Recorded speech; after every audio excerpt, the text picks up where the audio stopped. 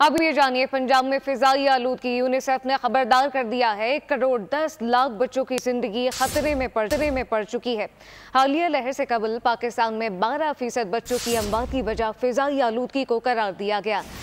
तफसीलात क्या है, अफजाल अब्बासी से जानते हैं। जी अफजाल।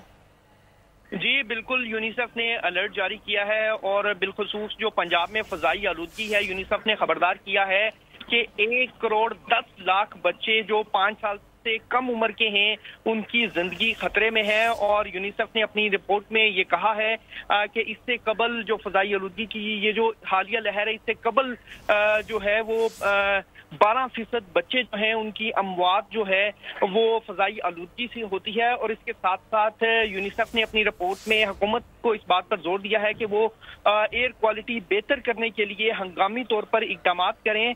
और इसके साथ साथ यूनिसेफ के अलर्ट में ये कहा गया है कि गुज़िश्ता दिनों 40,000 से जायद लोग जिन्हें सांस की तकलीफ का सामना है स्मोक के बायस, उन्होंने पंजाब के सरकारी अस्पतालों में वो जेरे इलाज हुए। और यूनिसेफ की रिपोर्ट में कहा गया है कि गुज़िश्ता रोज लाहौर के सरकारी अस्पतालों में 9 शायद जो पेशेंट्स हैं वो दाखिल हुए हैं। और इसके साथ साथ यूनिसेफ ने अपनी रिपोर्ट में इस बात का भी जिक्र किया है कि हामिला खवातीन और बच्चे जो हैं वो सांस की बीमारियों में मुब्तला होने का खदशा है फजाई आलूदगी के बायस।